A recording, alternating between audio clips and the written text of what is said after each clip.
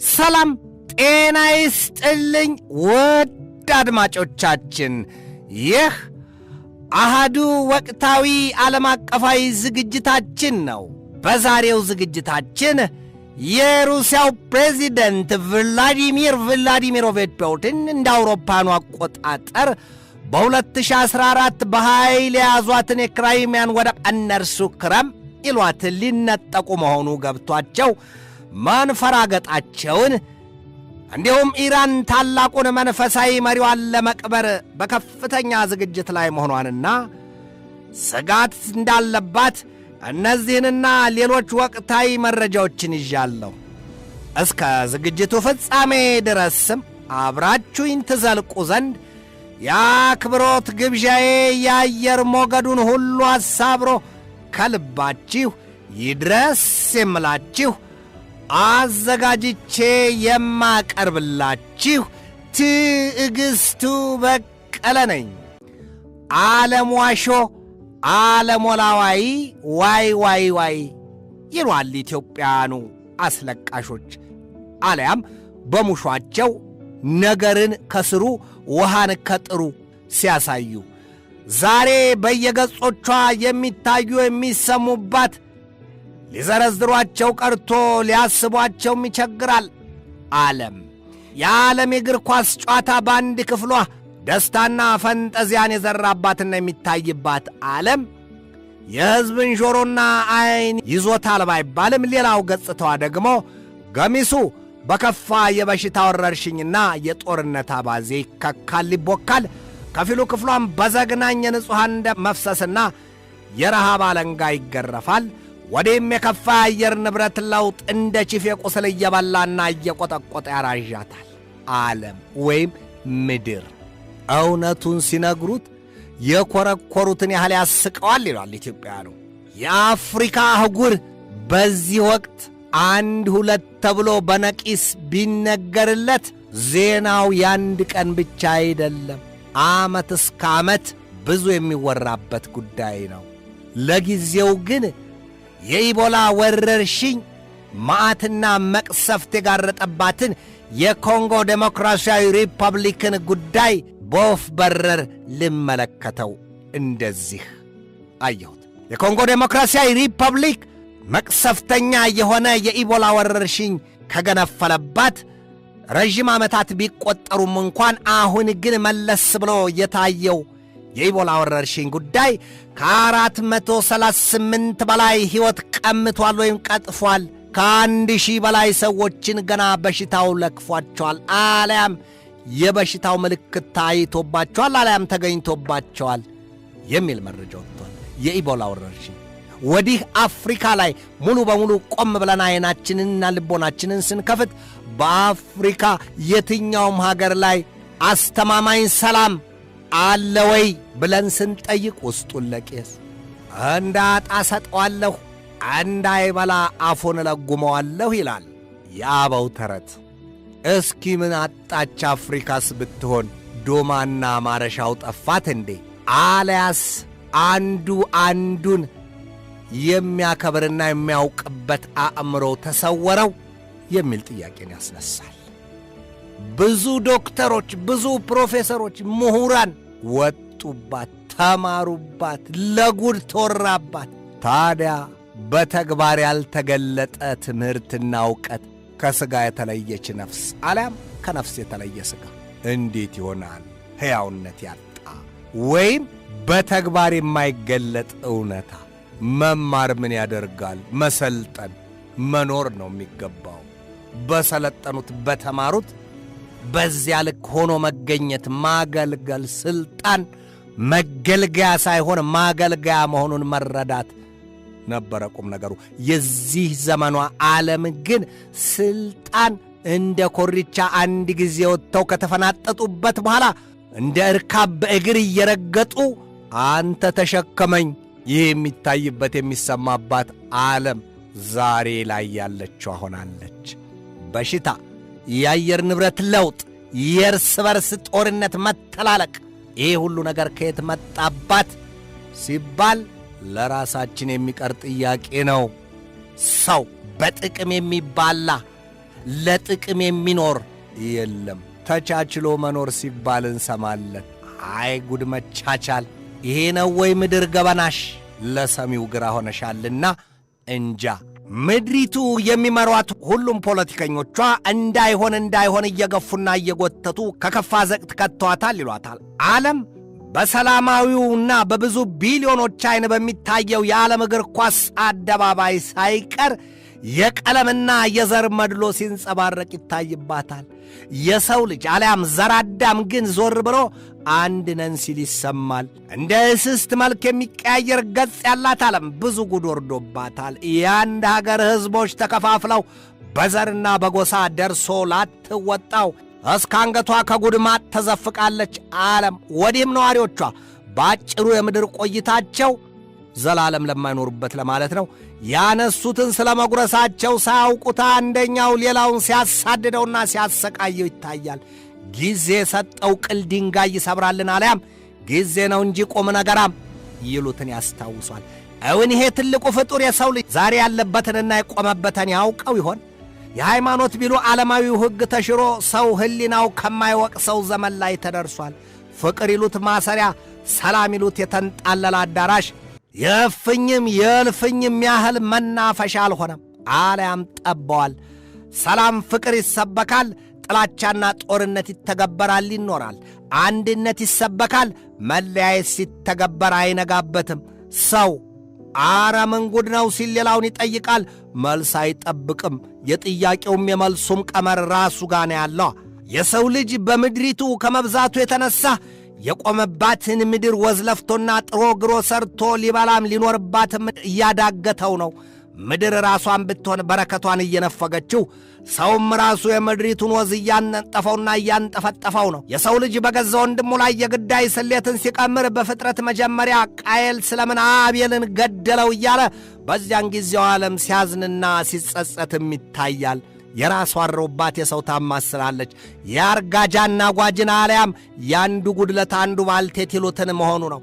ዓለም በገዛ ነዋሪዎቿ ሰቋን ተይዛ በከፋ ጣረሞት ላይ ነች ይሏታል። ዘራዳም በዚያ ግብሩም በገዛ አረሟ እባብ ይዛ ታስፈራራለችን አልያም ሞኝ ራቱ ሲያርድ ይስቃልን ሆኗል። ማን በማን ይከሰስ ይወቀስ እንጂ ሰው የሚኖርባትን ብቸኛ ዓለም አልያም ምድርን እያጠፋት ነው። ከቶ የሀገራትን አንደኛው በአንደኛው ላይ የበላይነትን ወይም እርከን ወይም ደረጃ ማን ሰጠው? አንዱን አጥፊ ሌላውን ጠፊ። ይህች ምድር ስንቶች እናጠፋታለን እያሉ ጋት ሳይራመዱባት በወጡ የቀሩባት ባንቀላፉበት እስከ መጨረሻ የተሰናበቱባትን መቁጠር ሳይሆን ማሰብም ይከብዳል፣ አይቻልም። እነ አዶልፍ ሂትለር፣ እነ ቤኒቶ ሙሶሎኒ፣ እነ ሮናልድ ሬጋን፣ ኒኪታ ክሩስቼቭ፣ ቦሪስ የልሲን፣ ሚካኤል ጎርባቼቭ ከአፍሪካም ደም ቀለቡ የሚል ቅጽል ሳይቀር የተሰጣቸውን እንደነ ኢዲ አሚን ዳዳን መሰሎቹን ዛሬም ከዚያ የከፉ ሰዎች የሉም ባይባልበትም እነዚያ ሁሉ ሰዎች አንድም ትቢያ ሆነው ከምድሪቱ ገጽ ተበትነዋል፣ ተረስተዋል። ሁለትም ከምድሪቱ ከርስ ከሦስት ክንድ ያለፈ ስፍራን አልያዙ። ያኔ እንደዚያ ዓለም የጠበበቻቸው ኋላም ከከርሷ ገብተው እንዳይሆኑ ሊሆኑ የበቁባትን ምድር ሊረግጧት ሲጸየፉ እንደነበር ያ ጊዜያቸው አይረሳም። የታሪክን ምዕራፍ ገልጦ ማንበብ ይበቃል። የሰዎቹን ምስል ለመሳል በቂ ግንዛቤን ይሰጣል። የሚገርመው ነገር ግን የእነዚያን መሰል አካላት ዛሬም የመኖራቸው ነው። አንዱ ካንዱ የማይማርባት ምድር፣ ካንዱ ድቀት አንዱ የማይቀምርበት ይህች ዓለም ዛሬም ያንኑ መልኳን ይዛ ቀጥላለች። የንጹሐን ደም በግፍ ሲፈስና በግፍ ሕይወት ሲጨፈጨፍ ዝም ብለው የሚያዩ ይብሱንም በሉት ቀጥሉ የሚል ትእዛዛቸውን የሚያስተላልፉ ጨካኞችና ሰው መስለው እንጂ ሰው ሆነው ስለ መቆማቸው ግራ የሚያጋቡ አካላት ምድሪቱን ሞልተዋታል ይሏቸዋል። ሌላው ቀርቶ ሕዝብ ወዶና ፈቅዶ መርጦናል ሲሉ የሚያወሩትና የሚያስወሩት አካላት ያንን መርጦናል ያሉትን ሕዝብ እንኳን ቁም ስቅሉን ሲያሳዩት ከቶም ሀብትና ንብረቱን ቀርቶ ቢቻላቸው ምኑም ሳይቀር በልተውና አውድመው መታሰቢያውን ቢያጠፉት የሚዳዳቸው ዛሬም ስፍር ቁጥር የላቸው። የሰው ልጅ ከምድር አልፎ በሀገረ ሰማይ ጨረቃንም የእሳቱ ምድጃ ሊያደርጋት መሰላል እየዘረጋላት ነው። አንዱ የጀመረውን ሌላው አይጨርሰውም። እንደ ባቢሎናውያኑ ዘመን ሁሉም ነገር ይደበላለቀበትና ካለመው ግብ ሳይደርስ የበለል ይቀራል። ተጠያቂም ጠያቂም የለም። ይህንን ያህል የዞርሁበት ጉዞ ለሌላ ለምንም ሳይሆን እኛ የሰው ልጆች እንኳንስ ለሌላው ፍጥረት ቀርቶ ለራሳችንም የማንሆን መሆናችንን ቆም ብለን እንድናየው ነው። አራ ለመሆኑ ጦርነት ምንድን ነው? በአሜሪካ በኢራንና በእስራኤል መካከል የተካሄደው ጦርነት ለማን ምን አተረፈ? ኢራን ብቻ ሞተች ሞተባት ወይስ አሜሪካና እስራኤል ከዚያ መሰሉ ሞት ተረፉ ወይስ አተረፉ? ዛሬ በኢራን ምኑም በማይታወቅ በደላቸውና ወንጀላቸው ሳይነገር የተገደሉት ሰው እኛ የ86 ዓመቱ መንፈሳዊ መሪ አያቶላ አሊ ሰይድ ካሜኔ የቀብር ሥርዓታቸው በይፋ ተጀምሯል። ኢራን በአያቶላው አክባሪና አፍቃሪ ሕዝቦቿ መላው ከተሞቿን አውራ መንገዶቿ ተጥለቅልቀዋል። በጣም ረዥምና ብዙ ኪሎ ሜትሮችን በእግራቸው እየተጓዙ ከቀብሩ ስፍራ ለመድረስ የሚፋጅ ትንፋሻቸውን እየተነፈሱ የሚጓዙት ሕዝቦቿ ኢራንን ቀብራም ከማትረሳው ሐዘን ውስጥ ከቷታል። አያቶላው የሞቱት በዚያ የመጀመሪያው የአሜሪካና የእስራኤል የጣምራ ጦርነት መክፈቻ የካቲት 8 2026 ቅዳሜ ቀን ነው። እንደ አውሮፓውያኑ አቆጣጠር በሚያዝያ 14 1939 በኢራን ማሻድ የተወለዱት አያቶላ አሊ ሰይድ ካሜኔ የትምህርታቸውን ነገር የጀመሩት በኢራኗ ቆም በምትባለው ቅድስት ስፍራ በሴሚናሪነት ነው። አያቶላው የኢራን ፕሬዚደንት ሆነው ከ1961 እስከ 1989 አውሮፓውያኑ ሰርተዋል። ኋላም ደግሞ የሀገሪቱን የመጨረሻውን ሥልጣን የአያቶላነቱን ይዘው ከ1989 እስከ 2026 የቴህራን ሞታቸው ቀን ድረስ አገልግለዋል። በዚያች ሀገር ስማቸው ዛሬም ድረስ ከሚጠሩት ተጽዕኖ ፈጣሪዎቹ መካከልም በተለይም ከእርሳቸው ጋር የነበሩት እርሳቸውን በግንባር ሲጠቀሱ ልጃቸው የዛሬው አያቶላ ሞጅተባ ካሜኔይና የኢራኑ ፕሬዚደንት ማስዑድ ፔዜሽኪያን ዛሬም በሕይወት ካሉት መሐመድ ባገር ቀሊባፍና ሰይድ አባስ አራግቺ ውጪ ሌሎቹ በኢራን ታሪክ በልዩ ምዕራፍ ስማቸው የሰፈረው ሰዎች አሊ ላሪጃኒ፣ መሐመድ አህመዲኔጃድ፣ ሌፍትናንት ጀነራል ቃሲም ሶላይማኒ ከኒያ ባለነጭ አሪዛሙ ሰው ወዲህም ፈገግታ ከፊታቸው የማይጠፋው አያቶላ አሊ ሰይድ ካሜኔይ መታሰቢያ ጋር አብረው የሚነሱ መሆናቸውን ለማሳየት ነው። እኒያ ሰው በይፋ ተለቅሶላቸው ሐምሌ 9 ቀን በአውሮፓውያኑ የቀን አቆጣጠር ከ5 ቀናት በኋላ ይቀበራሉ። ታዲያ ለዚያ የእርሳቸው ቀብር ሲባልም የተሰባሰበው ሕዝብ የቴህራንን ከተማ ሞልቶታል ማለት ይቀላል። የኢራን አልቃሾች ይህንን አሉ። our word is one revenge በቀል በቀል። ኢራናውያኑ ደረታቸውን እየደቁ በማምሻ ዕድሜያቸው ለዚያውም ዕድሜያቸውን ያርዝመው ተብሎ በሚለመንላቸው የ86 ዓመቱ መንፈሳዊ መሪያቸው ሞት መሪር ሐዘናቸውን በእንባ እየተራጩ ገልጠውታል። ከኢራናውያኑ ሐዘንተኞች አንደኛዋ የ27 ዓመቷ ወጣት ይህንን አለች። I never expected to see such a day. I wish I had died before this tragedy. ከዚህ አሳዛኝ ቀን በፊት ሞቴን ያርገው ብዬ እመኝ ነበር። የዚህ መሰሉን ሞት የዚህ መሰሉን ቀን ይመጣል ብዬ በአንጀት በጥጌም አስቤው አላውቅም ነበር። ለአንድ አፍታም አልሜው አላውቅም ነበር። ግን ደግሞ ይሄ ሆነ። መሪያችንን እኛን ቅዱሱን ሰው በሏቸው፣ ለነሱም ያርግላቸው ብላለች። ታዲያ ሕዝባቸው ይህንን ያህል ቢገልጥ የማያሳየውን ፍቅር ያላቸውን የኢራንን ልጅ ስለምን ባዕዳኑ ገደሉባቸው? ቅናት። ቃየልም አቤልን የገደለበት ምክንያት ቅናት። ወይ ዓለም! ኢትዮጵያውያኑ ዓለም 9 ናት 10 አትሞላም ይሏታል። በርግጥም ይሄ ዘመን ያ ሐቅ የታየበት ሆኗል። ሌላው ምስጢር ይላል የዴይሊ ሜይል ዘገባ። ኢራን የአያቶላውን የቀብር ሥነ ሥርዓት ከዛሬ አውሮፓውያኑ ሐምሌ 4 ቀን የጀመረችበት ዋናው ምክንያቷ አሜሪካ ይሏት አገር የተፈጠረችበትን ወይም የተገኘችበትን የተመሠረተችበትን ለማለት ነው 250ኛ ዓመት በማስመልከት ነው ይላል። አጥፊው መጥፋቱ አይቀርም የሚል ትርጉም ተሰጥቶታል። ዕለቱ በቴህራን ለለቅሶ የወጣው ሕዝብ ቀድሞ ሟቹ አያቶላ ሲሉት የነበረውን ዴስ ቱ አሜሪካ እያለ ለአሜሪካ የውድቀቷን የውርደቷንና የጥፋቷን ቀን ተመኝቶላታል። ኢራናውያኑ አቂመዋል። ሹሞቻቸው ታርቀናል፣ ተስማምተናል ቢሏቸው እንኳን ይቦጫጭቋቸዋል እንጂ አይለቋቸውም።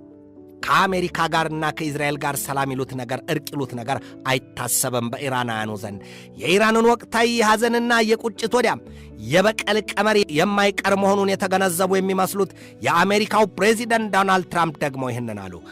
ትራምፕ የተናገሩት ከሩሽሞር ተራራ ፊት ለፊት በሚገኘው ደቡብ ዳኮታ ውስጥ we knocked the hell out of Iran. They want to settle so badly. We gave them a week for a funeral.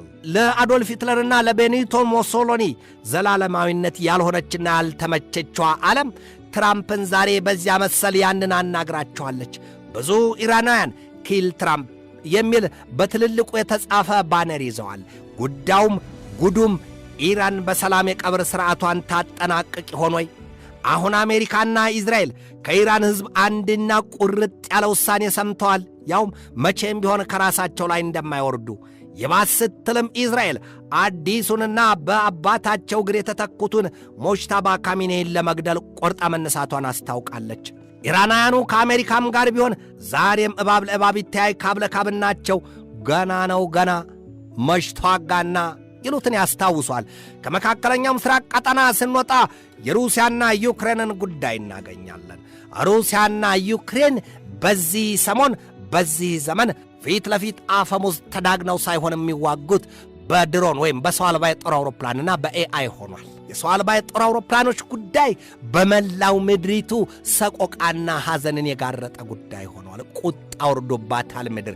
የዚያ የሰው አልባ የጦር አውሮፕላን አልያም ድሮን ይሉት መቅሰፍተኛ የሰማይ ላይ ዱዳቁስ ሰማውን እየታከከ ሲያሻውም ዝቅ እያለ ወረድ ለቀቅ እያለ ንጹሐንን ሲረመርምና ሲፈጅ ይታያል።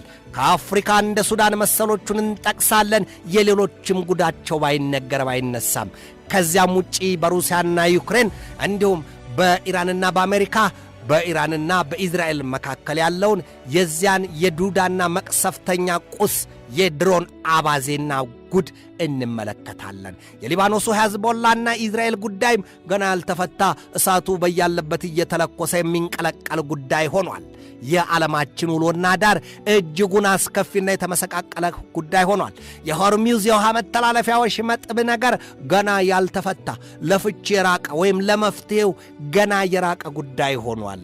አሜሪካ የሆርሙዝን የውሃ መተላለፊያ ወሽመጥ ከመርከቦች ክፍያ ነፃ የዓለም አቀፉ ሕግ የሰጠን በነፃ የመዘዋወር መብት አለ ስትል የኢራንን ላንቃ ዘግተዋለች። ኢራን በበኩሏ በሰማይ በምድር ቢታሰብ ቢታቀድ ቢበሩበት የማይደረስ ቢያልሙት የማይገባበት ስትል የሆርሙዝን የውሃ ወሽመጥ በራሴ ሉዓላዊነትና ቁጥጥር በራሴ ሀብትነት ስር ያለ ስትል አሜሪካን አገባሽም በሚል ገፍትራታለች። የሁለቱ ፍጥጫ ገና አለየም። እስራኤል ወዲህ በሊባኖሱ ከሂዝቦላ ጋር ተፋጣለች። ይሄ ሁሉ ጉድ አለ።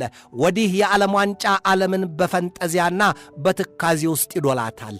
ወዲህም የአያቶላው ቀብር ዛሬ እስከ ሐምሌ 9 ድረስ ምስቅልቅል ቋጥሮ ሆኗል። የአሐዱ ቤተሰቦች የዛሬን በዚህ ተሰናበትኳችሁ። ሳምንት በሌላ ርዕሰ ጉዳይ እጠብቃችኋለሁ። እስከዚያው ከልባችን እስከ ዓለማችን ሰላም ተመኘሁ። በድጋሜ ሰላም።